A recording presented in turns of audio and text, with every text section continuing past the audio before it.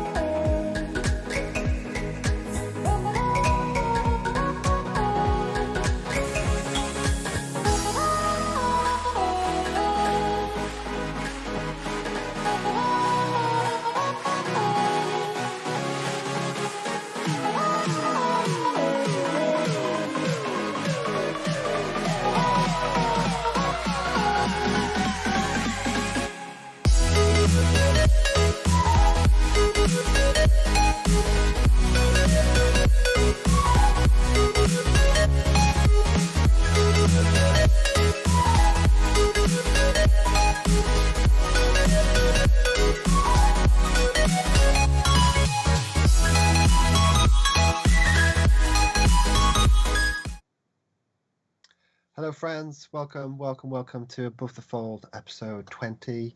My name is Scott, aka the Neon Demon. We have a few guests with us today. So we have Arrow in the flesh. Hello. We have Nuns of Moses. Oh. And we have a very special guest, Mr. bScrubbin. Dude, welcome back. Thank you. Yeah, it's good to be back. You guys need a badge for Two-Timers Club.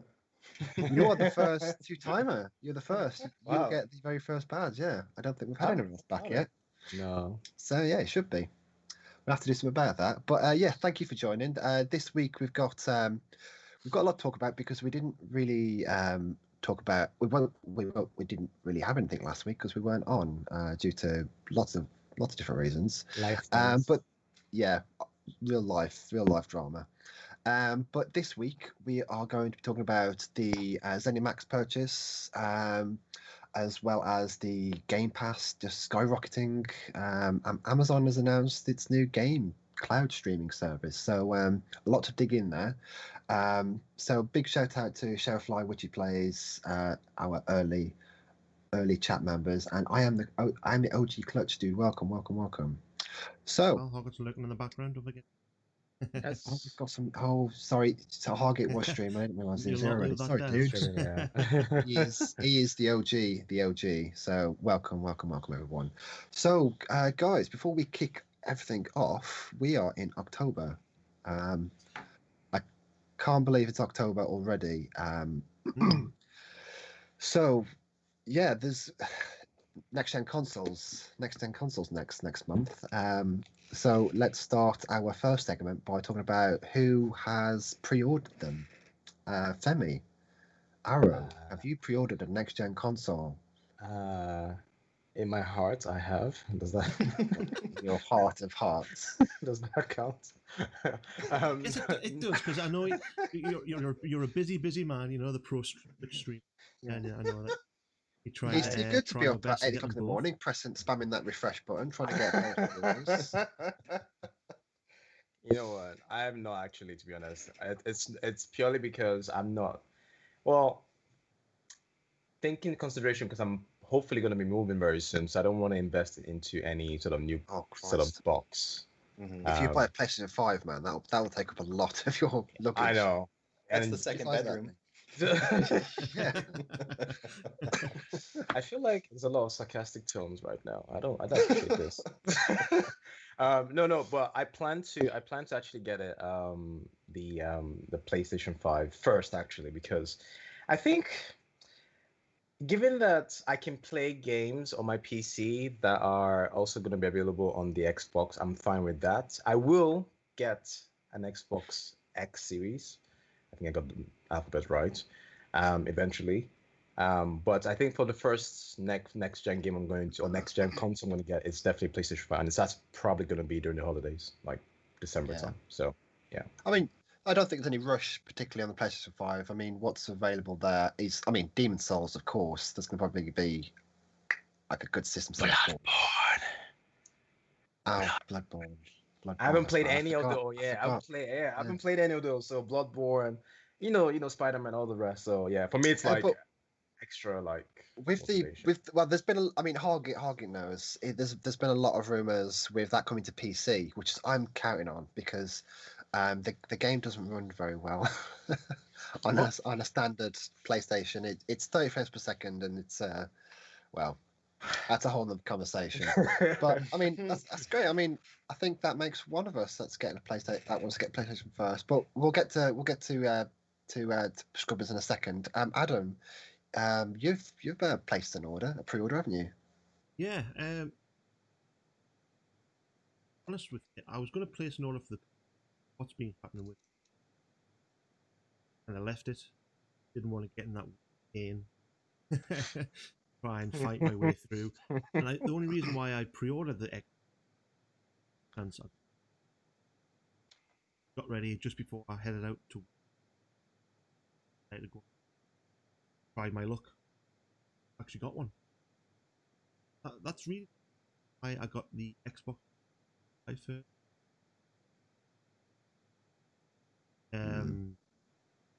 Yeah, I wouldn't mind, again, like what John said. I would.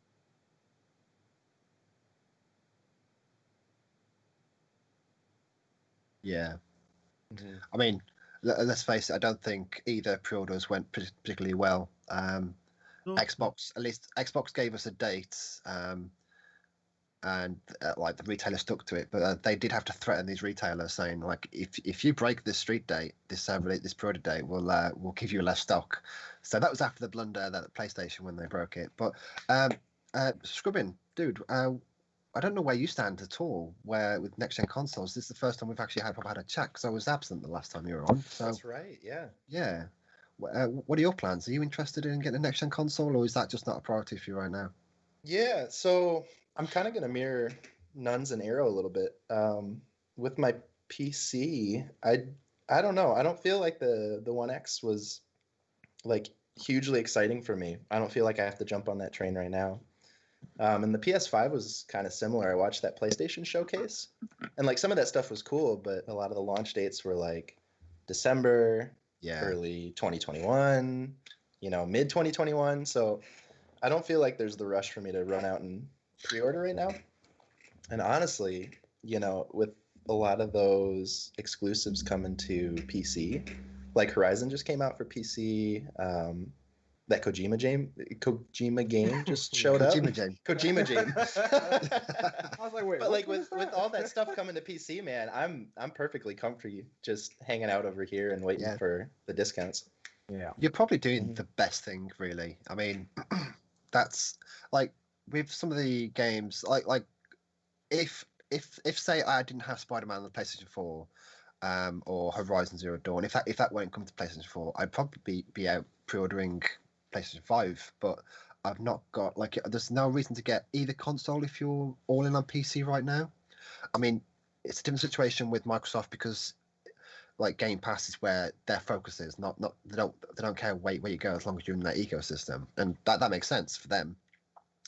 But I can wait for the PlayStation 5. I mean, Demon Souls is £70 on release, and I refuse to pay that much. That's $70 and £70, so it's ridiculous. But that's the thing. Like, we don't. Well, okay. I know it's a remake of an original game, but it's a next gen game. Oh yeah, right? that's fine. But £70 is a lot of money. But that's the thing. Like, I don't even know how much next gen games are going to be because there's Well, rumors like Sony have come out and said then their first party exclusives will be 70 quid. okay, Xboxes are 60 quid. Interesting. So, and they have Game Pass. Yeah. So even from just a monetary value, that's insane. It's incredible value. I mean, if you have Game Pass, you get a discount on top of that anyway. You get it's like 10% discount or something like that. So value wise, there's no question. But those are the It's first still- party exclusives, right? I guess. Yeah. Yeah. Yeah. So we don't know like what EA is gonna do. EA will probably bring theirs for like, let's say maybe 70 or like I don't know if it's gonna be a very consistent price range for games, next gen games. I think it's definitely gonna be a hike from what games are gonna be now. So for me, 70 is like probably okay. Because I don't know what EA is gonna do. For me, EA is probably gonna be like 80 or something stupid. They've you know. joined Game Pass, haven't they? So that's probably the most pro consumer move they've ever made. Thinking about it, but if you're in that ecosystem, if you're in that Game Pass when it launches November 10th, you'll have a discount on EA games anyway. Yeah. But I think, yeah, I mean, just bringing it back to the whole pre-order mess. I think people are thinking, well, people are thinking like that launch, like what's available at launch, and if there's nothing there that will appeal to you, like Scrubbin, is it worth me getting one at launch or just waiting until they're cheaper, because they are expensive. I mean, the Xbox Series X is probably the best deal in gaming right now. I don't think there's any question. Because it comes with Game Pass Ultimate and all that. There's a lot of value to be had there alone, especially if you're not playing in 4K, if you don't have a 4K TV, which a lot of people don't have 4K TVs. It's an incredible value, but the pre-orders were an absolute state for. I mean, I never pre-ordered a PlayStation 5 because I never intended to get one day one, but neither handled it very well, I thought. I think this day and age, especially when Apple have their iPhones going live every year. Anything at the moment, Nvidia, talking Oh yeah. on the graphics card, Xbox, PlayStation, How? we're making this batch. Who's going to get this? All the suppliers. You got your stock. Put out in the web. I mean, let's face it, the people who are buying it day one, these are the top tier enthusiasts. These are the people who are who are excited to buy this. This isn't just a casual person. These are people who are willing to put that money down. So I think these people should be prioritized over fucking scalpers, man. They're the ones that, I mean, just looking at the eBay prices today, it's a bit ridiculous. I think it could be handled a lot better. Maybe like a ticket system for those. I mean, Sony did that lottery thing beforehand before it went to shit. And if you got selected, you were prioritized to secure yourself a PlayStation, which went live after it intended. But I would love a Netflix special on this, like pre-ordering and how that works, because it sounds like there's a lot of misconceptions and it's just baffling. Like how did they fuck it up? Like I don't understand. It's so weird. Like such a weird thing. So I don't know. There's a lot of different factors. I mean, I work in marketing and I see a lot of how I would see a lot of usage towards our sites and the spikes that we have, because they can check it in real time.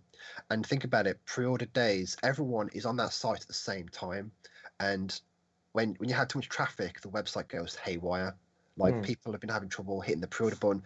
They've been getting into their basket but not unable to pre-order it, or when they do, it says there's nothing in their basket. It's been an absolute mess. But there's got to be a way. I mean, there's smart people out there who can solve this issue. It's just, I mean, probably because it's once every 7-8 years or something that this comes up, but it's still, which is why it's not even every. Sorry. Well, and I mean, with 8 years to prep too, you'd think I you'd know, have a that's what I'm barometer. saying. There you go, yeah. This many so people weird. we expect to come in and Exactly. pre-order our console, so we're going to be prepped for like this many people. Yeah. That's what I'm saying. Like you have so much time. So how do you? It's not like if it was like an everyday thing where your servers are crashing because there's so many coming in every. I get it, but like, you don't do this every day. You don't do this every month. You don't do this every year. So it's like, how do you then fuck it up in the only 1 year decide to do it? It's like I don't get it. Sorry. And when you got like millions of dollars on the line too. I mean, this is not like a nothing game release either. Like we're talking multiple millions of dollars for this company if they get it right. Weird. So weird. And the more they sell, obviously, the more money they make, the more stock they can request. Exactly. But like a friend of mine, Ellis, he £10 friend of the show. He registered interest with Shop2 months ago, and you know, if people are registering interests, why not just use that as a basis for how many stock you should get in and prioritize that person? Like Ellis, he had his order cancelled, and he pre-ordered his back in June, for fuck's sake. So Wow. it's not handled particularly well. I mean, Amazon went live a couple of hours after. I think maybe they had some trouble. I mean, I was there at like me, Justice, £10. We were there like an hour before pre-order. We were just mashing that F5 key, just waiting for that pre-order. I had like 6 windows open. I was like, I'm getting this today. I'm getting it. So I managed to secure myself a Series X. So I'm very happy about that. Nice. So yeah. All right then. So we kind of missed the boat on the big news from last week, and it was big news. Probably the biggest news in the industry since Activision and Blizzard merged. So Microsoft bought Zenimax for $7.5 billion. Only? Oh, rubbish. Pocket That's a change. lot of bits. Pocket That's a change. lot of bits. Yeah. That's a lot of bits. That's a lot of bitties, man. A lot of bitties. Could you imagine? I can't. Bits for days. I really can't.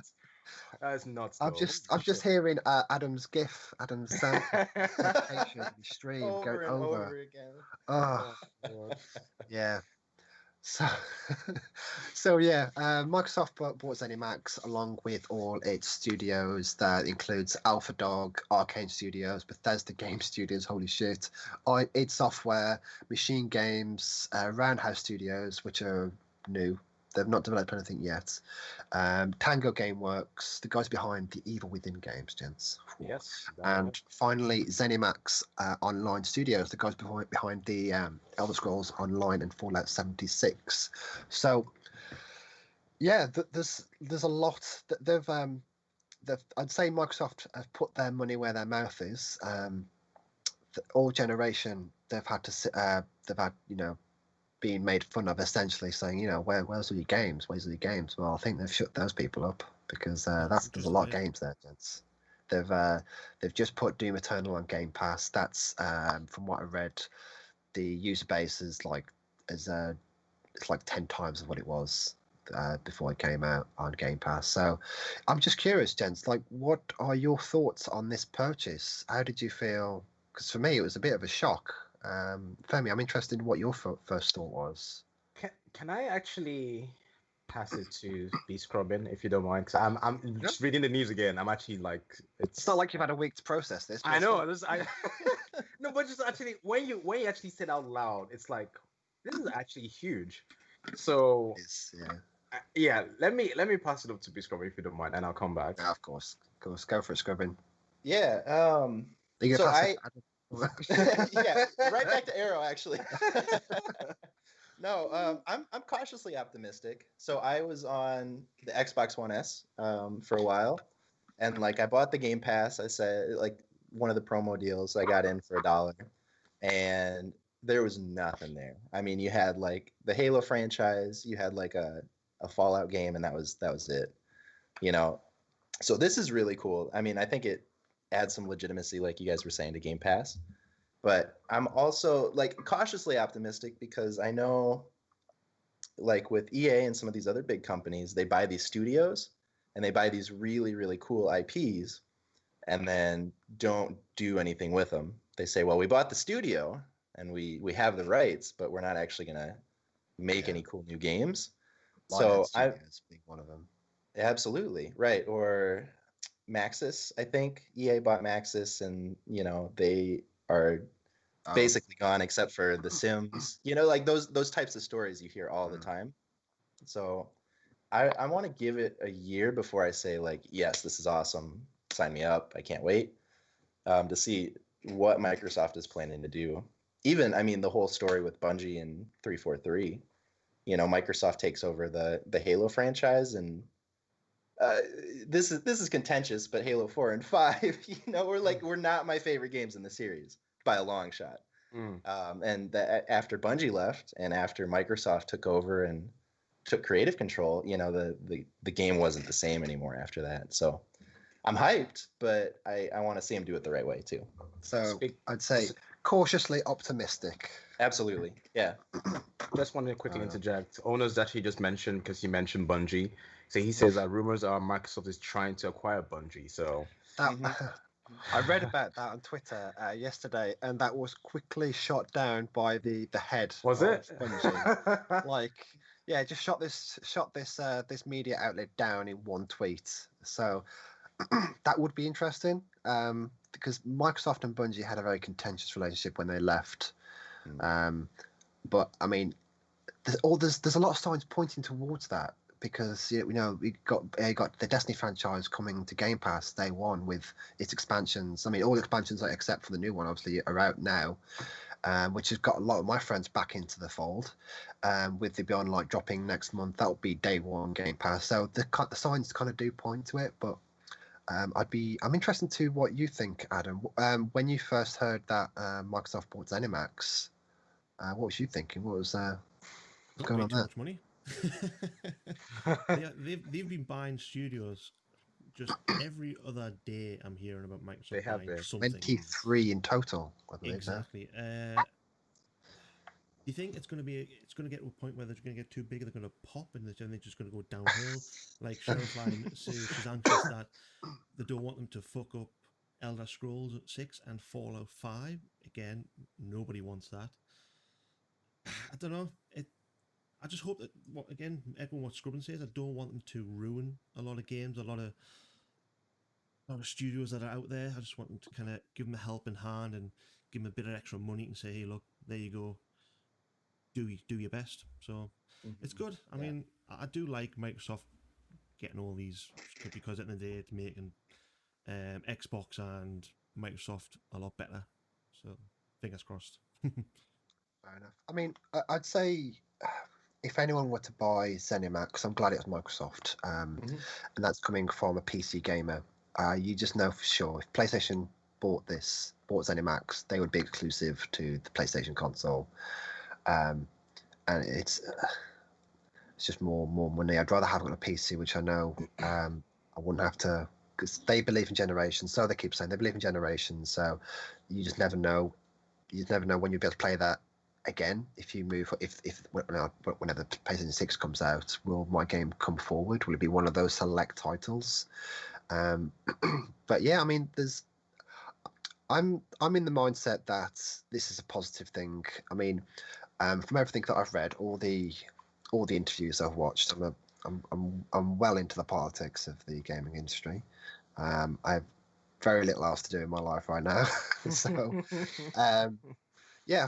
I watched an interview with Todd Howard and Pete Hines of Bethesda, and with Phil Spencer and Major Nelson. They pretty much agreed that Bethesda will act autonomously as they have done before. Nothing will change, really, with the way their games are made. I mean, Todd Howard has been reigning over Elder Scrolls and Fallout since the very beginning almost. So I'm quite positive, really. We've got like Starfield on the horizon. Obviously, we've got the next Elder Scrolls. I'm hopeful. Especially now that we have Phil Spencer, because I think he has done everything right so far. I mean, he's done. I would say, obviously not him personally, but obviously he's been making the yes or no decisions with a lot of these things. Obviously, the 7.55 billion, that's going to go straight to the top with a purchase like that, even though it's probably chump change for Microsoft. But I think maybe it's because Microsoft didn't do too well this gen, that they're pro-consumer. It could be that. It could be that's just the direction they want to go. But either way you look at it, this is a great move for Xbox gamers and PC gamers and people who can't afford to spend 70 bucks, 70 quid on a video game. I mean, 70 quid. That's a few months of Game Pass. There's there's a library of 250 games there. I mean, I think we're going to eat our words soon. I think when the games, whoever's not going to be buying Game Pass is going to be buying games. Like kids are going to get games for Christmas or that sort of thing. I'll be very surprised if it's not close to £70 for pretty much all Xbox games. Well, if you look at the future releases on the Xbox store right now, because you can pre-order Series X games right now on the Xbox. Oh, right, okay. And you're looking at the highest one there was standard edition was 60 quid. With the medium, which is another Series X exclusive.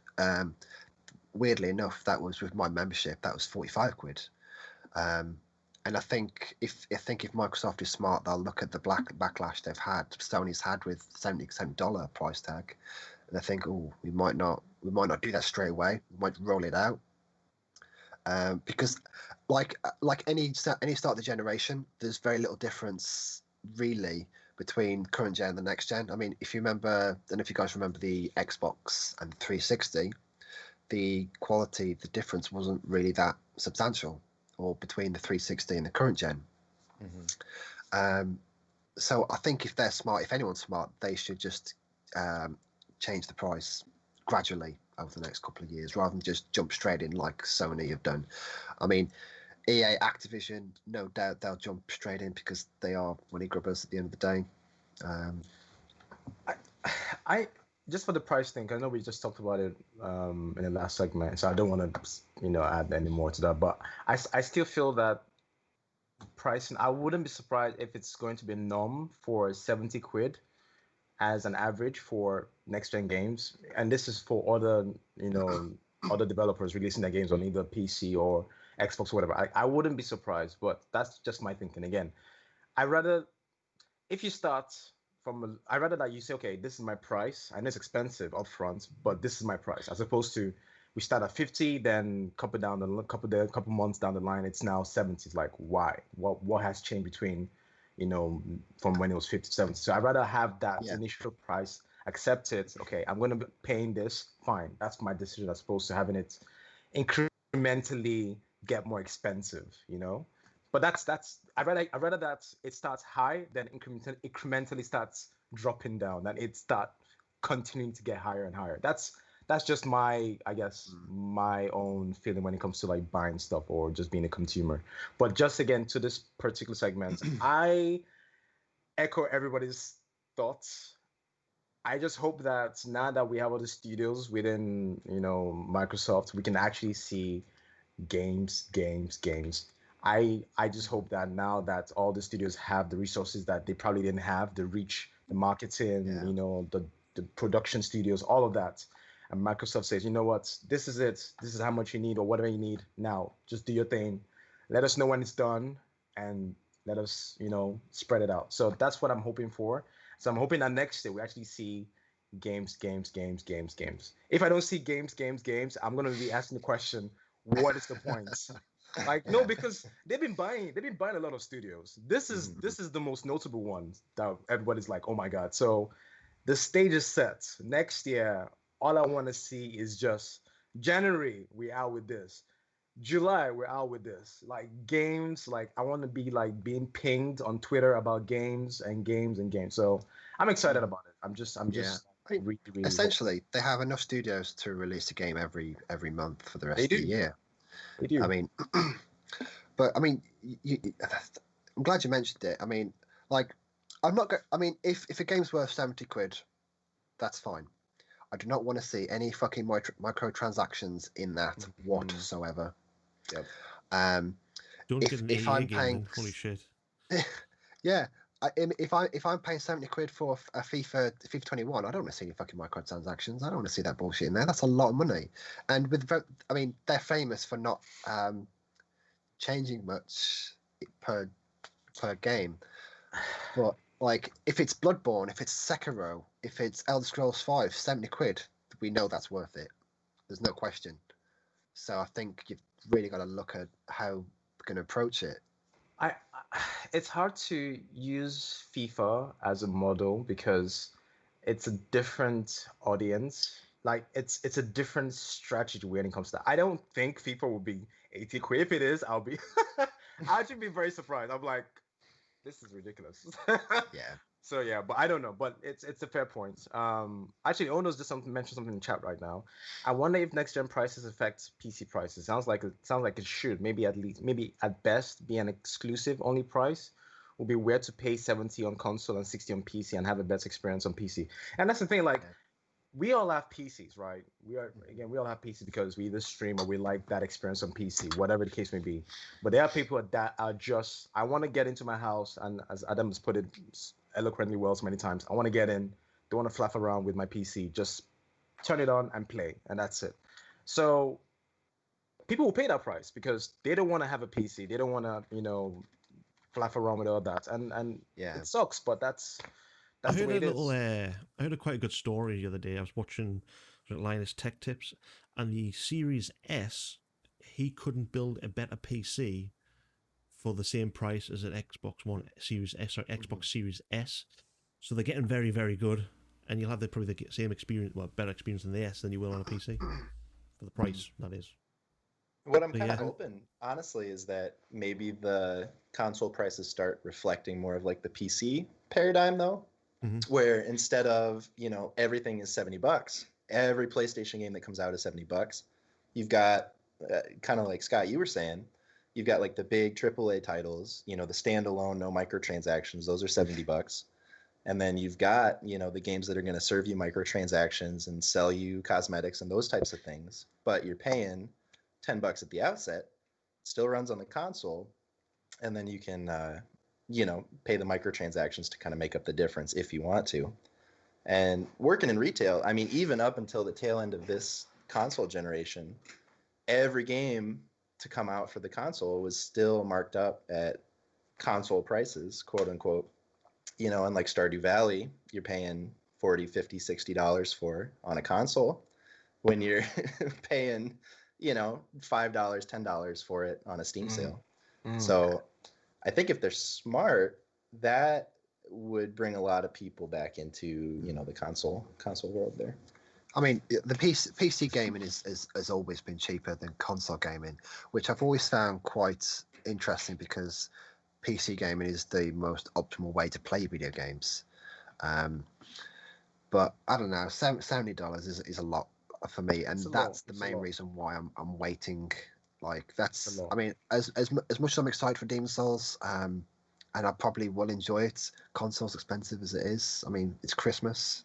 Like I can't spend all my money on myself for Christmas. That's not on. Why not? My nieces will kick my ass if I do that. So, big welcome to Kisago for joining the stream. Welcome, buddy. Nice to have you. Dude? And Onos, thank you for all the questions, mate. It's much appreciated. So so Xbox Game Pass has over 15 million subscribers now. That was fucking money. Holy that shit! Is lots. And that's up from 10 million, which was back in April. And I think you can probably, you can say the lockdown has had a lot to do with that. But still, I mean, I think we might be hitting a point where this might be profitable for Microsoft in the long run. They want to be the Netflix of video games, don't they? Where Sony has come as the Sony are doing their PlayStation subscription for PlayStation 5 and saying, if these games are included.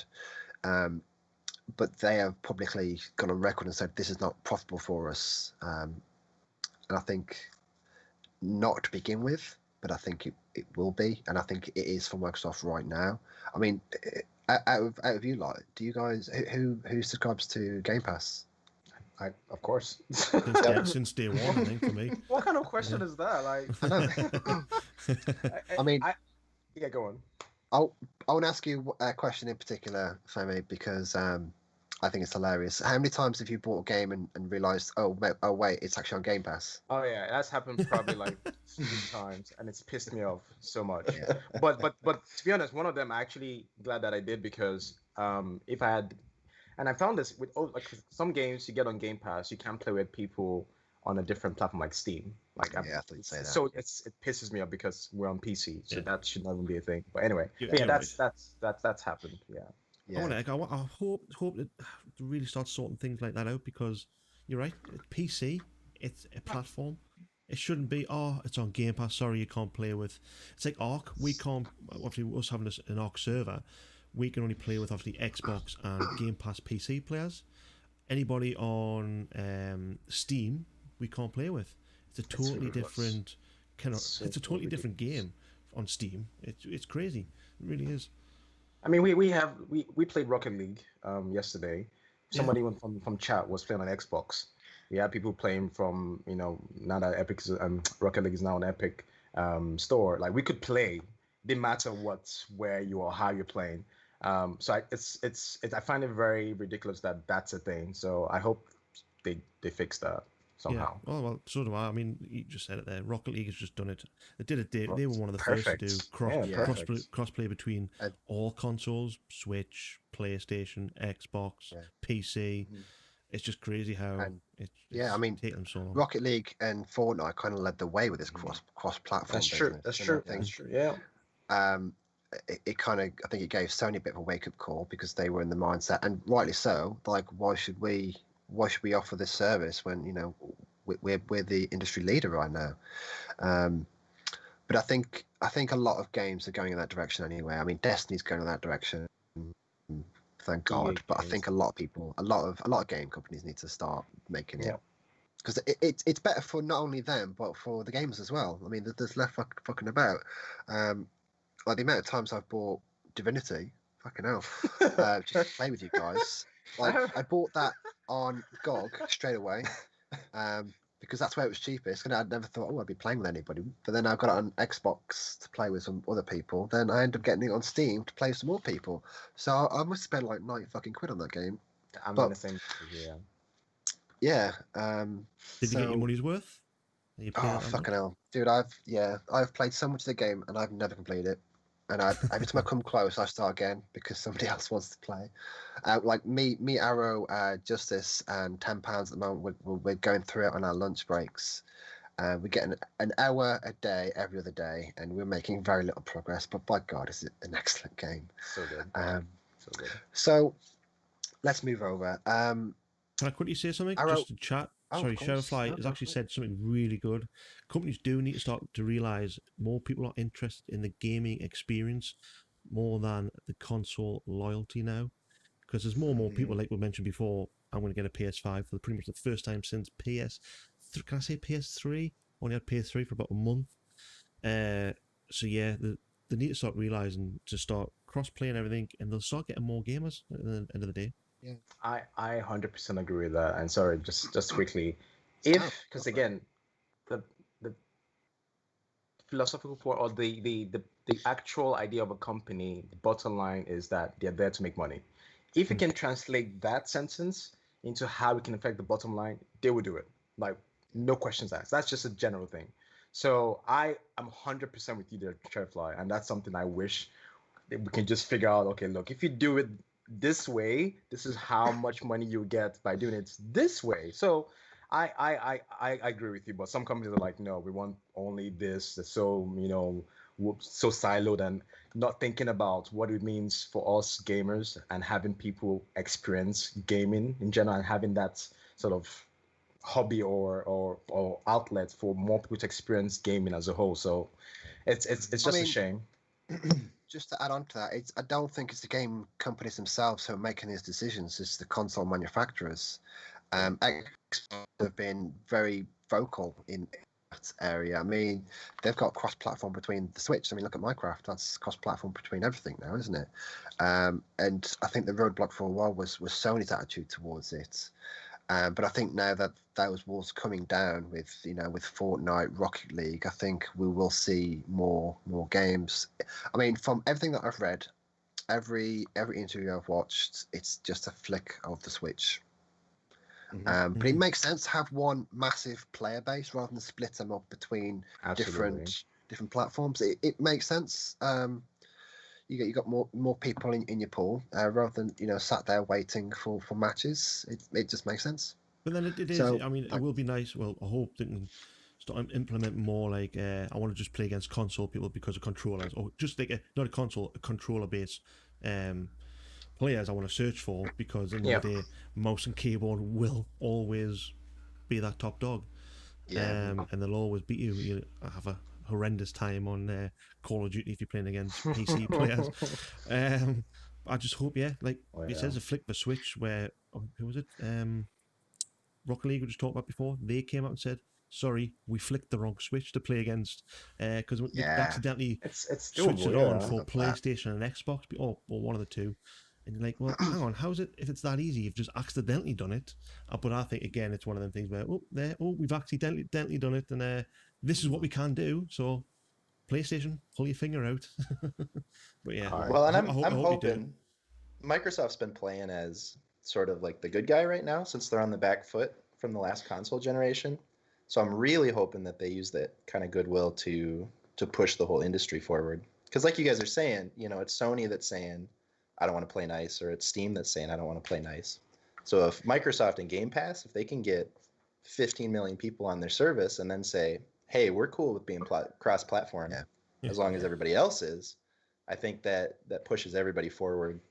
And hopefully we get that dream of just being able to play with people wherever we want. Yeah, absolutely. I mean, Absolutely. one thing you just reminded me there. One thing we haven't mentioned is that Microsoft have a lot more leverage now than they've ever had. They could say, "Oh, you want what is it? You want the next Elder Scrolls on PlayStation 5? That's a good point. Well, why don't you give us Demon's Souls? Stuff like that. Well, or just let us have it. Let us have it like a year after release. They've got a lot more leverage, because let's face it, Starfield, Fallout, the next Elder Scrolls, they will sell very, very well. Yeah. They always have, and they probably always will. They're big contenders. But I mean, just real quick, actually, before we move on to the next segment, I'll ask you first, Nuns.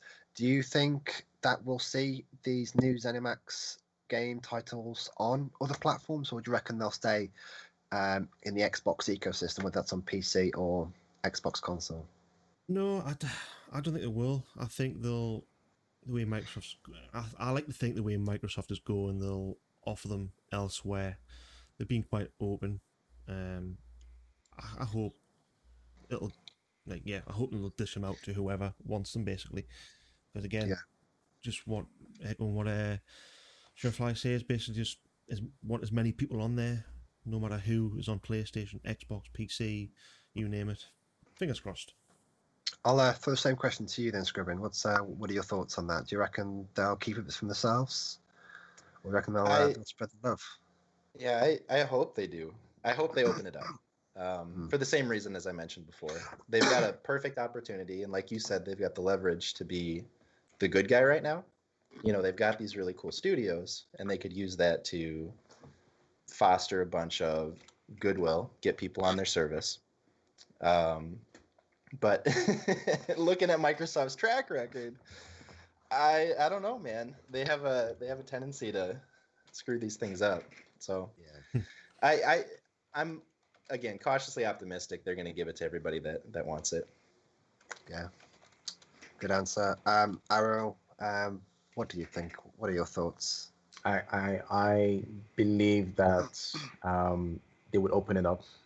I would have been more concerned if it was Sony that bought Zenimax, because I think they probably, and I'm just basing this off just track record, so I think they would have been like, nah, we keeping this for us around. Sorry guys. So but I believe that Microsoft will be like, look, it's open for everybody.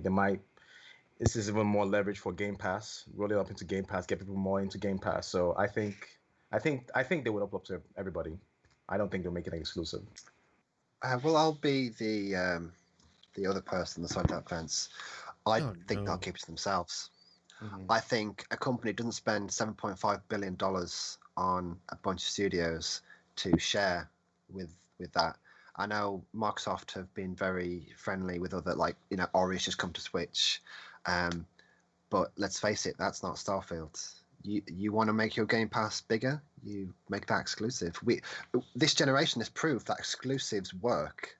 That's pretty much how Sony has led the way this generation, these exclusives, and they have knocked it out of the park. We know that works, and I think that had a lot to do with the decision of buying Zenimax. There's Doom, there's Quake, there's Wolfenstein, Elder Scrolls, Fallout, Starfield, Dishonored, Prey, Deathloop, which we know is still is a launch title for the PlayStation 5, which I thought was quite funny. Evil Within, Ghostfire Tokyo, which is another launch. So I don't think. I mean, maybe you put Doom on after a year time exclusivity, but I don't think a company spends 7.5 billion to make a game multi-platform. I mean, that's a lot of money. I mean, if they wanted to keep it off the PlayStation or as time exclusives, then they wouldn't pay that much money. I think personally, I'm interested to know what the chat's thought on this is. I think they'll keep that for their ecosystem. I mean, I know I've said they've got a lot of leverage, but at the same time, if you want to sell your console, sell your Game Pass, you make certain games exclusives for that ecosystem. You want people to know that you want to play Starfield, we can only do that on Game Pass. But that's why I think with it. I mean, it makes sense to me. I mean, but they have positioned themselves being like they have come out and said that. Let me just read out. There's a quote here. Xbox Phil Spencer has reportedly said Bethesda games will still appear on non-Xbox consoles as a case-by-case basis. Notice he said Bethesda games and not ZeniMax games. I still think we'll see, Doom, Quake, and whatever Rage will be, if that sort of thing, come to other consoles. But I just don't see it. Me personally, I don't think you spend that much money and put it out to. I mean, yeah, you'll be getting that's extra $70 per purchase on the PlayStation because, they've had such a good run this generation. They'll probably have another good run next generation, and they might want to double dip. But at the same time, Game Pass, man. I think I actually agree with you on that point that the games that are already, out on the PlayStation, the Elder Scrolls, all of them, I think there might be.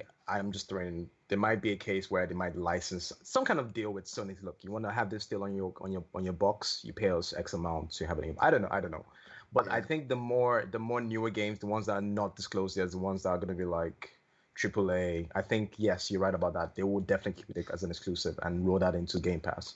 But I think the ones that are already out on Sony currently right now, I think they might, like what Phil Spencer said, might be a case-by-case thing where they do a time exclusive, like you mentioned, or saying, you know what, we will let you have it on your box, but you pay X amount of money. I don't know, but no, but you saying that 7.5 billion is a lot of money.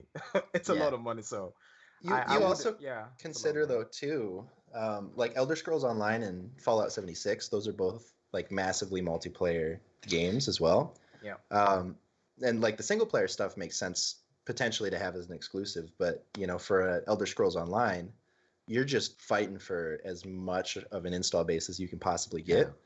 And that would be, you'd be kneecapping both your revenue, but also the devs, and making a good product if they don't feel like they have to fight for users, or if they don't, have a user base to go after, then, it's kind of what we were talking about earlier. Those devs in that studio start making stuff that isn't up to par with what we've seen in the past too.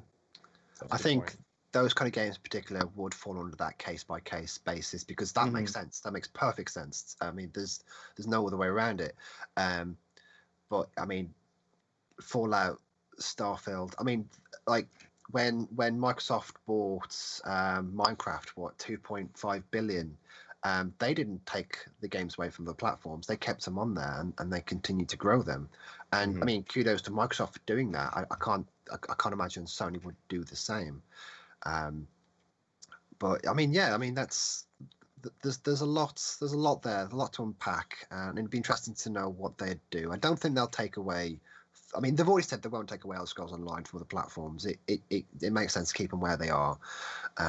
You'll only because they're trying to foster all this goodwill, aren't they? At the end of the day, and I think they won't do anything to jeopardize that right now because I think their messaging has been solid going into next generation. Um, so, right, let's move on, shall we? We've been talking about Zenimax and Xbox for a while. I think it's almost turning into an Xbox podcast, and I don't mean it to. It's just that's where the news is right now. When Sony finally announces some stuff about their console, no doubt we'll cover it. So, this next topic I'm going to hand over to Arrow. This is something that he feels quite passionate about, which rightly so. And I'm sure anybody else in the streaming community will hopefully offer some of their feedback. So yes, I'm actually not prepared for this. It's fine. So basically, Twitch announced a new service, the music library service called Soundtrack. Now, we all stream here, right? Myself, everybody in the show right now. Well, some are going to be returning back to the stream, but yes, we're all well streamers, and even people in chat, Cherryfly, Kisogo knows. Yeah, you guys are all streamers as well. So for me, being able to have music in my stream for when it's appropriate is a big deal. I'm playing games like, let's say, Rocket League, where you don't want to just be hearing but the entire time or me shouting. Yeah, so, what card do you use? I'm not doing that again. Okay, just go with me. Go with me. So it's always been a challenge, having your own, let's say, your own library on Spotify, but when you're trying to then maybe make content out of it, that portion that music is playing is probably going to get muted and you get flagged, and then eventually you might get banned from Twitch. So it's always been a nightmare for me. Now with this Twitch music library called Soundtrack, they are going to be releasing a collection of rights cleared music. So in that library you have I guess let me have to pull up on this. Yeah, in that library you have sound music studio house from Monster Cat, Insomniac, Empire, Westwood Recordings, United Masters, Symphonic. Some of them I don't know. Monster Cat, most people know them. They make all the EDM, lo-fi, hi-fi music, all the trance, progressive house music. So it's actually going to be solving a lot of issues, I think, for a lot of streamers that do have music as part of their content. Not just within the stream, but also when they create content from their streams on other social platforms like Twitter, Instagram. So this was really big news for me. Now it's currently in beta. There's a waiting list at the moment. I'm sure some of the big streamers probably have been invited to it to test it out, of course. But just on the news of this, having this library, what do you guys think about this? Like, does this sort of make excited, from a content creating point of view, or just from a more making my stream more that engaging and that's interesting when I'm playing games that are not story driven or heavily based on, the immersion of what it is? So yeah, well, I mean, yeah. Just say that there. Yeah, I think it's going to be, well, Sheriffly said as well, it's going to be huge. She's right, it is going to be huge. There is platforms out there already, like Stream Beats for one by Harris Heller, and there's other couple, I can't remember the names off the top of my head. But then obviously Netflix have eventually said, hang on, there's a massive market where I was watching a video with Harris Heller. He is only, I think, under 1% of the whole Netflix platform. So, and obviously not Netflix, Twitch platform. Twitch. Yeah, Netflix. I was like, wait, what? Twitch platform. But then Twitch comes out, they've got that market, they can advertise across the full board, and it's gonna be huge. It's gonna be so much easier, especially when you're on a single player game, or I don't know, Rocket League, where you've got them funny sounding cars in the background and you just want to chill out and listen to some music. Like just the other day when I was streaming Ark, it was a bit quiet, you get the quiet spots where a nice bit of music in the background would help spur a bit of conversation up. People feel a bit more relaxed when there's music involved. So yeah, if they can boost that across the board, it saves people getting DCMAs or whatever, the copywriting infringements on everybody's channel. Yeah, everybody's going to jump at the chance, especially if it's free, which it will be free. I think I've heard it's free. Is that right? It is free. Yeah. Yeah. Correct. So we'll find out. Just to add on to that, Adam, you bring up a good point. I think at first I didn't quite know how to take it, but thinking about it now, looking at how much trouble Twitch have had with these takedowns in the past, it might be good for them to have a certain amount of control over it. Just knowing that the music that they have would be safe. Because if you're using, like Showfly just mentioned in the chat, you don't know, things change, contract changes. You can get taken down 1 minute and brought back the next, and you can get flagged in between. Yeah. I mean, if Twitch had control, I mean, who knows? It might integrate really well. It might make our lives easier, because I'm sure I'm not the only one who has trouble with audio when streaming. Audio has kicked my ass so many fucking times in the past several months. But I think it makes sense. I mean, as long as there's a good selection of tunes on there, I think I'm all for it. I mean, I follow specific companies. Like, I don't know if you guys know the Annex or the Midnight. I follow their publisher, and they have these Twitch-friendly playlists on Spotify. That's what I use. Femi, you pay for yours. There's a lot of options out there. Harry's Hellers is probably the most substantial I've seen, like, list of songs I've ever seen for Twitch-friendly streaming. But I think this is a good thing in a way. So I'm curious to know where they take it. I mean, you've still got to release when you play in, say, like Harris, the non-copyright songs. You've still got to mention their name and all that sort of thing, and somewhere in your stream correct. Just to kind of get past that copyright infringement. So yeah, there's a lot, like, it changes every day. There's so many loopholes. There's so many people getting taken down because, oh no, this music isn't copyright free anymore, or you haven't got this little name, or you haven't got this logo on your stream. Sorry. Takedown. Yeah, I had. I think a few of you guys know Social Itman, but he was playing Hitman the other day. And I don't think he got a DMCA strike, but he had part of his stream muted for some of the music that was playing from the game, because someone tried to copy strike it after the fact. Wow! Like some old classical piece that they played as background music got claimed by someone after the fact. So it's tough. You can't help that. Yeah, you have to worry about it. Yeah, that is out of control completely. Well, just look at GTA with all their songs on their radio on GTA. The radio songs. When people start streaming, I noticed. I think it was Shroud was playing a bit of GTA, and who else was it? Anyways, they had to basically turn off the radio because at the end of the day they could get copyright strike. Yeah. Like, you're playing a game. It's in a game. You can't really. This platform is for people to stream games mainly, and you can't do that without getting striked and taken down. And you're like, yeah, it's not just music, is it? I mean, we've had Capcom trailers played on our show, and they've been taken down. Well, that's YouTube. Like that is, but again, that's right. YouTube. It's just images. So it got for was it Resident Evil?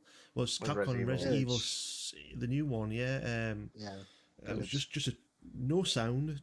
It was just a physical trailer that got copyright strike, and we're like, come on. And really? it's because of that we decided to take off sound in the trailers anyway. Yeah. So we know now not to show anything Capcom. So. But all these views you're missing out, Capcom, you fucking hell, those 1,000 views. We're advertising you out here, guys. but just real quick, I really appreciate what Sheriff said, is that, for those of you that are creating content, especially on YouTube, and we're just talking about Capcom now, being able to take your piece of, what you've done on stream, you've done all the jazzy effects on Premiere Pro, whatever, and then going through, oh my god, I can't even put this part because it's muted, they can't even hear me. For those of you that don't have your voices sources separated, it's a nightmare. So I think just having Twitch provide this service for those people that, like me, I'm using Epidemic Sound. I pay for it because I like the catalog. They have other sound bits and whatnot. So, but at least for those people that don't want to pay, don't have to worry about YouTube, non-copyright music, whether this is still non-copyright, blah, blah, blah. It's actually sitting now within Twitch, and they don't have to, have the headache. So I think it's really going to be super, super, super good. I'm actually surprised this didn't come earlier. It's only coming now. It should have been a thing that I would have thought should have come way, way before. And even that's not even free. In fact, it's free as well, which is equally surprising considering the recording studios that are in this catalog. So it's I think they're huge. just trying to make their life a lot easier because they Pretty are much. open to a Yeah. lot of lawsuits because Yeah. of what's been Yeah. going on the stream, and we've Well, seen they that over and over. Well, they got to a point where they had to hire an external company to basically kind of To search, keep- yeah. to search different platforms because they were getting strikes left, right, and centre from big producing companies and all that sort of thing, and they had to physically outsource this to, I think it was somebody who Sony uses as well, because I think Sony was bombarding them saying, "Hey, look, there's all these people are playing this music on your website, give us Yep. your money." Sony, Warner Bros, I think, So yeah, as well. they'll Yeah. probably free up. They'll probably advertise a lot more, and they've got all this market to go. Here you go. When somebody signs into Twitch, this is what we offer. So they're going to get a lot from it. They're going to get a lot back. Yeah. Yeah, I think in the long run, I think it will be a decent quality of life change to Twitch. I'll be interested to see how they integrate it. And I mean, we might be able. I mean, we spoke about this before the stream because we've mostly turned off our song requests because of this. I mean, if we can bring that back, knowing full well that maybe they can do something interesting there rather than just pick any song, just have a selection of what's available there. That might be interesting. Yeah. But yeah, Femi, you have another question. Yeah. Do we have time? We do.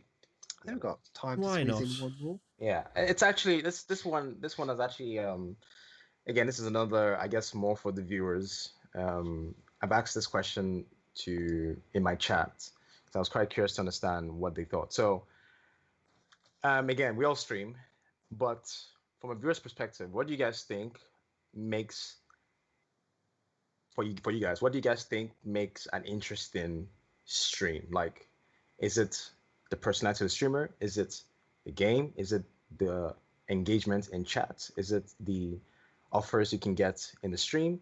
Like, what do you guys look for as? I mean, take away your mind as streamer. Like now as viewers, what makes a stream good? Because this is something that I've asked in my chat, and I got different. different responses. I got people saying I can gamble in this chat, I can have my points, I can play cool games, or the community is nice, or I can get a giveaway, or the streamer itself is hilarious, or the game they play it on a very high level. So for just individually, what do you guys think makes a good stream? I'm going to start off with bScrubbin. Oh, sorry. Okay, you go ahead. I was just going to say personality. It's not personality because I haven't got any, and I got some viewers. Oh, we don't come. Yeah, I'm in that club. No, I don't know. I think it really depends on the stream. People bring different things to the table, but I'm looking for something that is unique. I think we've all been around Twitch enough to have seen the streamers that are emulating Shroud or emulating Ninja, and just copy pasting everything from the intro to the outro to how they present themselves in the middle of the stream. And there's a million of those out there. So I don't care if you're playing music or if you're playing Call of Duty or whatever you're doing on stream. I want it to be something that I'm not going to be able to click off of your stream and go find right down the list on somebody else's right below you.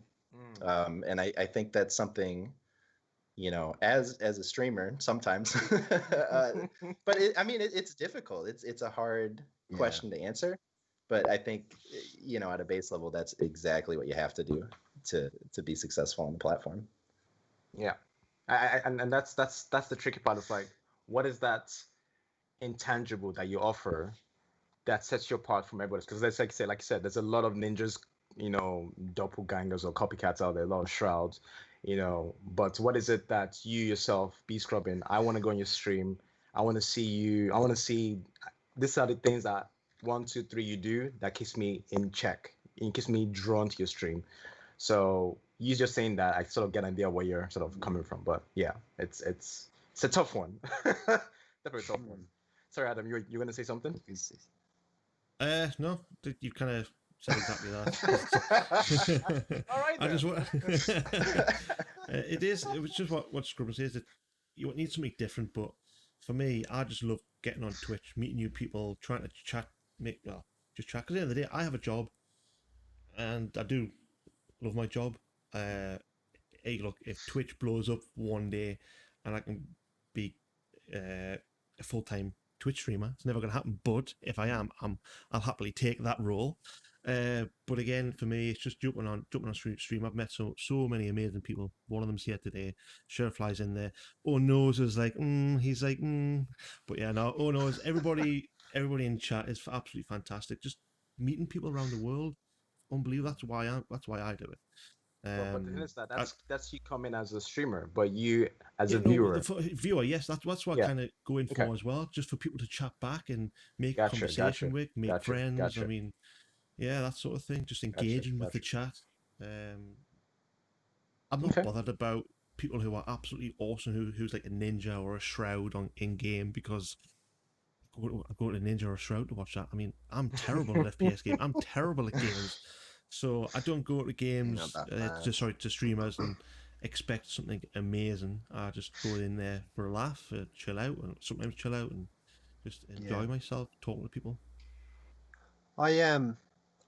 This is something I've been thinking about for a while. I think with what I offer right now, it's made me question after watching other people's streams, like in a Punkness stream, for example.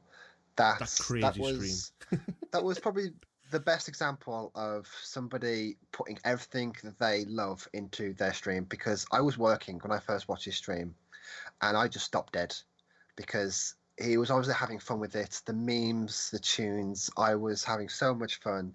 I mean, everyone's doing different things. I mean, I love Victoria's stream. For her personality, the game she plays, I've played a million times, but I'm there for her personality. Good point. I mean, Mayhem Moose, he has some of the best music videos, GIFs available on demand I've ever seen. And I think it's definitely made me think how I want to approach my streaming, because right now my attitude is I'm a small streamer, I'm aware of it. I'm playing games not because they're popular, because I enjoy playing them. And like Adam says, I'm here to chat. I'm here to speak to people, to get to know people, to have fun playing games that I'm having fun playing. But that's where I'm at right now. I mean, I've been public. I've been very open about how I feel about streaming on Twitter, about how I want to go forward with streaming, and it's still something I want to invest in. I enjoy it too much to just keep it where it is. Like, you always want to improve your stream, whether that's with overlays, anything. And just looking at our community, other people's community, it's definitely made me realize that I could be doing a lot more than what I am doing right now. But at the same time, I'm also limited by my hardware. Oh Knows will tell you, he joined my stream. I'm trying to play Sekiro. Every time we went to the boss battle, my machine would just slow down, and it's because I just had so much on. I had so much on in my OBS, and just I think that was the reason why deleting a lot of stuff solved that issue. So whether that's it or not, I don't know, but I need to have a little think about it. But I mean, Arrow, you've kind of led the way with the ATF community. With how you did things, and you're always adapting your stream. So I'm curious what your thoughts are on this specifically. So for me, it's like the reason why I actually asked this question in the first place, because I like to get better, whatever like I'm doing, and the only way you can get better is to actually ask for feedback. It's just like I ask people, what is it that you enjoy when it comes to the stream? I know people are going to give me different answers. Like, I want to see the MLG 360 no scope shots. I want to see you do something hilarious or scream. So for me, when I go to streams, because I follow literally everybody in chat right now, and those currently in the show. Each person gives me something different, whether it's the personality, whether it's the game they're playing, whether it's just the community that they have, whether it's the mad, just everything all in one.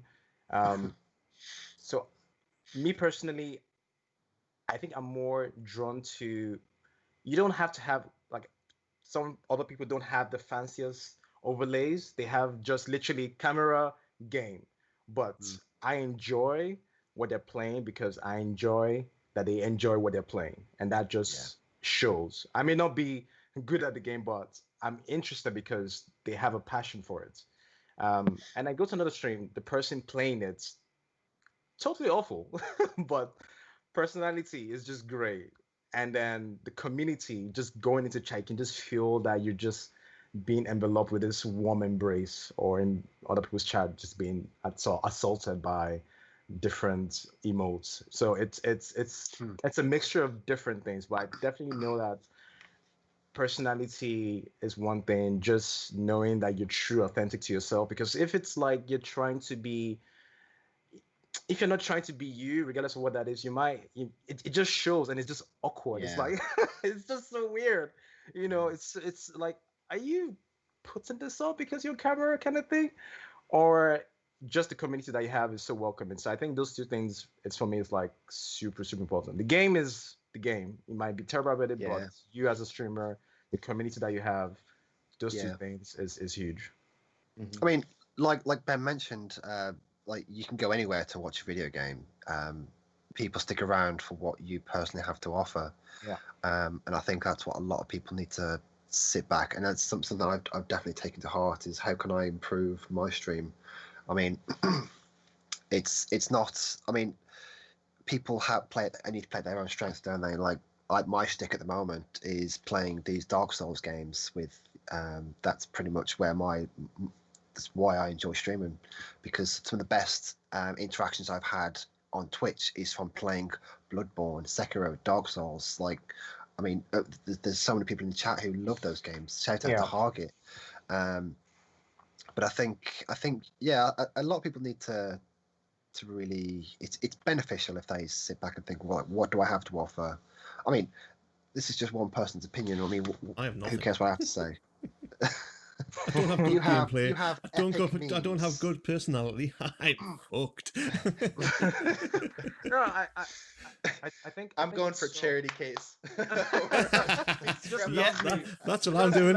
Please come support. I'm shit at everything. You know, there's my donation thing. But I'll take your money if you want. Well, but just out of curiosity, guys, like, do you guys find it? Because I'm naturally I said this word yesterday, and I've forgotten the word again. I'm an introvert, partial introvert. Yes, when I'm in social situations, I can be more sociable, but my natural inclination to be a little bit introvert.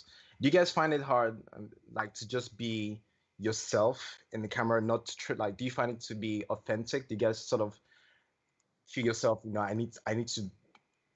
This is how I am. Take it or leave it. I don't try to be this or that. Like, do you guys struggle with that in any sense? No, I don't think I do. I mean, take me how I am in a way. If I'm awkward, I'm awkward. If one thing I can't talk anyway, nobody understands me. Our English is terrible. I think with me personally, I talk a lot more. Like, this is my one time of the week where I actually get to express something I'm passionate about. But catch me at work, catch me at the pub. I'm not much of a talker unless there's a. You're a dancer. Some alcohol in me. Annoyingly, these two fine gents know me personally, so they know what I'm like when I'm drunk. But I'm quite like I'm an introvert. I'm quite reserved. I'm not shy by any means, but I mean, I'd like to let the people who like talk. If that makes sense. Yeah. Which is why I appreciate people like Victoria and Shadowfly, that they are very vocal. Just. I mean, I try to talk more, try to engage more, and at first it was difficult for me. Like my first stream, like my voice killed me at the end of that stream. Like I was, I was ready to not speak again for a week. But it's something that you've got to communicate with your audience, haven't you? You can't just sit down in silence. I mean, it works for some. It works for some people, especially these MLG players. You watch them play these hardcore games. They can't interact all the time. That's fine. But that's not the kind of environment I want to foster with my stream. Yeah. I think selfishly for me too, what I find is not so much that I turn on when I'm on stream, but that I enjoy what I'm doing a lot more because I'm focused on it in a way that I'm not when I'm playing by myself. Right. So like, when I feel like I have an audience, or when I feel like, I'm sharing some banter back and forth, whether it's about the game or it's not, that thing that I'm doing is a lot more fun. It's a lot more enjoyable. So in that way, I do feel like it's a separate experience. I'm a different person a little bit on stream than off, but not in putting on a different personality. It's like, going out for a drink by yourself versus going out with 5 of your closest buddies. Yeah. Yeah. Okay. Yeah, that question came out of nowhere, Femi. So thank you for that. That was very good. You seem to do this a lot. You seem to spring these little questions on us that really make us think on the fly.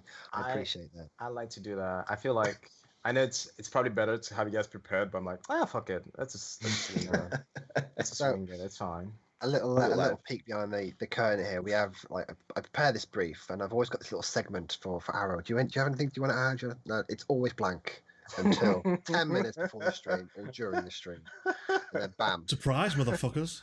That's it. Oh Lord. So yeah, that is it, ladies and gents. I mean, we've there are still a couple of other stories, but I think we'll leave these till probably next week because we're pushing almost an hour and a half, and as much as I can talk about video games all day, my voice is killing me, and I am knackered. So let's wrap things up. So Adam, mate, your segment, buddy, take it away. Yeah, I'll keep this quick because I know there's a couple of segments which I will talk here can go on for quite a while. Just quick news, like Destiny 2 players will need to re-download the full game when Beyond Light goes live. Yeah. Don't you dare, Scott. I know you've got a lot to say about this. We'll run out of time. Good things. Zip it! Sorry, it's my game. Sorry. But another point to make, it will shrink by 30 to 40% when you re-download the full game. So you're saving about 50 to 70 gig of data. Microsoft's new Xbox app will let you stream Xbox One games directly to your iPhone, and then later down the line, it will also feature LTE or 5G connection. So if you're out and about, you can stream. It's a bit different to xCloud, meaning it's going to connect directly to your Xbox at home. It'll automatically kind of wake your Xbox up. You can play it like out and about or downstairs if you're on Wi-Fi. Then it'll, after a few minutes of inactivity, it'll then switch itself off. So that's quite cool if you just want to play directly from your Xbox. If you have a fantastic internet connection when you're outside, that would be good. Doom Eternal now on Game Pass on console, coming to PC at a later date. Fall Guys Ultimate Knockout Season 2 starts 8th of October 2020, which would be good. I've never really read into much on the Season 2 of Fall Guys, so that will be interesting since it's a massive game now. Everybody's playing it. Moving on to free games, which is always good. PS4 Plus games for October: Need for Speed Payback, Vampire. Sorry, just quickly on Vampire. It's been this game was made by Don't Nod Entertainment. Shadowfly's just finished Tell Me Why. It's the same company, and there's a lot of love in Vampire. And I know if you got PlayStation Plus, definitely get it. I can't recommend it enough. It's not a AAA title. It's definitely a AA title, but it's definitely up there with one of my favorites. Awesome. Games with Gold for October. Slayaway Camp Butcher's Cut is available October the 1st till the 31st on Xbox One. Maid of Sker is available October 16th to November 15th on Xbox One. Sphinx and the Cursed Mummy is available the 1st of October till the 15th on Xbox One and 360. Costume Quest, which is an awesome game, is available October 16th to the 31st on Xbox One and Xbox 360. Free with Epic Games is always brilliant. I love Epic Games at the moment for their free games. I am Does anybody know how to pronounce this one?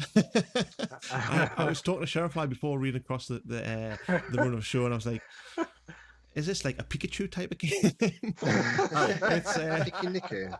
Pikuniku. It's a platformer / indie game. Yeah. It's free October 1st till the 8th. Abzu, it's free the 8th till the 15th of October, and Rising Storm 2 Vietnam is free October the 8th till the 15th. And just a couple of notable new releases is Mafia Definitive Edition, releases on the 25th. So what's that now? Oh, that was last month. Yeah. Serious Sam 4, 24th of last month. Star Wars Squadron, which just released. Was that not yesterday? First of October.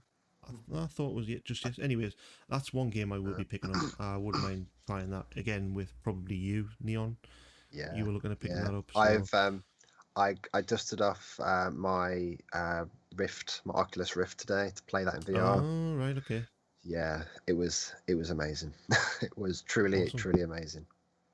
Awesome, yeah. So that is all from me. Yeah, fantastic. Thank you. Do you know what? Looking at Games with Gold, we mention this every week, and let's be honest, the games are crap. they're not. I wouldn't say no. Costume. I'll take that back. There's no crap games, I believe, but I think maybe it's not worth mentioning anymore. They are. What do you guys think? I mean, it's clear that everybody's got their own taste. I do still think we should mention them. They're all the games. They're all different tastes. It's news at the end of the day. It's Games with Gold anyway, so yeah. I mean, yeah, they're free at the end of the day, but I mean, I don't know. I don't think they're pushing it as much as what PlayStation is. There's obviously, I'd rather have those two games than all four of those two games, to be honest. But it's going to fall off. I think. I don't think they'll not exist for much longer when it comes to Game Pass. Where the value is. Yeah. It was just there because when the Xbox One came out, wasn't it? Games with Gold was a big thing, and we'll offer all these free features if you pay for Xbox Live. That was the main thing. It was just to get people to sign up for Xbox Live, and now Game Pass is coming out. It'll die off soon. Yeah, I mean, free games are free games at the end of the day, but I'm exactly. looking at them each month, and I'm like, well, I've either already got it or I just don't care for it. But that's fine. That's fine. Sorry, little tangent there. So let's wrap up. So I'll direct this question to you first, Ben. What are you playing any video games right now? Are you watching anything worth mentioning? Yeah, I've been digging through Hitman 2 right now. Oh, nice. Thank you, Socialit, for getting me back on that train. But I highly recommend it. It's such a good game. Go check it out if you haven't. I'm also playing through Halo again, getting prepped for Halo Infinite here coming up. Master Chief Collection is on Game Pass. Go check it out if you haven't. We should hide under a rock somewhere. ODST is just dropped on PC. Yep. Pick it up, man. Last week. Perfect. Yeah. Can we do a PvP, all of us, where we play and shoot each other? Because I will be down for that. Absolutely. Or a co-op. You want to play Halo? Player co-op. Adam? Yeah, like all of us. Or co-op. I don't mind. Yeah, well, they have firefight. Yeah, absolutely, man. I'm so down for that. Like when Halo Infinite drops, I'll be living on that game. Who isn't down for shooting Arrow? Holy shit! I am down for that. Shooting each other, not all shooting me alone. Let's be honest. I don't know. That's not what I heard. If there's holes in the map, we don't have to shoot him because no doubt he'll fall into them. Let's be honest. Can we move on?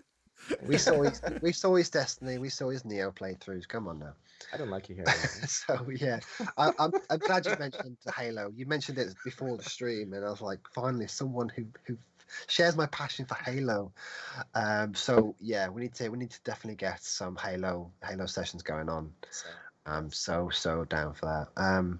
So Nuns and Moses, also known as Adam. What are you currently playing? What are you streaming? I think you know streaming. What are you watching? I'm not watching anything at the moment. I will be honest. With work and we've got an event. I'm back at the. I streamed a bit of talk of getting back on that train. That's going to be a Monday night stream for me. Oh Lord. So I will be back on that train on Monday. But apart from that, we've been trying to get set up for Dodo Wars, which a bit of a plug here. Yes, Myself, yes. it was being put back a week. Authentic, unfortunately, works too hard, and does homework. He's too responsible. But yeah, That's the problem. myself, myself, Authentic, Sheriffly, who's in chat, and Witchy, which he was here before. Anybody, all subscribers of ours can have access to the Arc server that we have, can come in, play for as long as they want, and also take part in the Dodo Wars. So tame and raise your best Dodo and come meet us at the arena and see what you've got. Last Dodo standing wins is the gist of it. But yeah, I've been getting ready for that. So that's me and Sheriff has been playing a lot of Arc. Just looking after our dinos at the moment. It's been brilliant. I've enjoyed it. Now I've actually got people to play with. A lot of people to play with. There's 4 of us just started that, and there's more and more people joining, like Socialit. There's a couple of authentic subscribers. It's turning out to be a really, really good server. But yeah, again, haven't been watching anything, but people can find me at twitch.tv/Nuns and Moses, and there's O is a 0. Yeah. Catch me then. Fantastic. Sorry, Ben, I forgot to ask you to plug your social. No, well, it's real easy. I'm on Twitch, and I'm on Twitch as bScrubbin. Hoping to get back on here sooner rather than later. 2022? But yeah. 2022. We'll see. I don't know. That's a little early. Yeah. 2023 seems safe. He's just teasing us with his comeback. That's right. Yeah. Oh, that's right. Yeah. Dropping that sick beat album. So, and yeah, same question. Same question to you, Ara. What are you streaming, playing, watching, and plug your shit, man? Watching. I just started. Actually, I started God of High School because the whole entire season is out, so I could just binge the shit out of it. I'm currently on episode 11. It's great. And CT Lights, one of the guys in my chat, recommended High Score Girls. It's about video games. So I started watching that. Very interested. Has some references to Street Fighter and stuff, so it's great. Game wise, so we finished Heavy Rain this week, which was great. Oh wow, it was fantastic. What do you think? Yeah. I couldn't believe. For those of you who haven't played it, I won't spoil anything, so that I don't, you don't kill me. It was great. I need more games like that in my life. Quantic Dream so far has killed it for me this year. They have made 2 games of this year that I'm just in love with. Detroit Become Human and Heavy Rain. Like those 2 games are just great. I'm just hoping that the next one they do, it's going to just be even better. So, so next thing I'm going to be streaming from Monday is Wolf Among Us.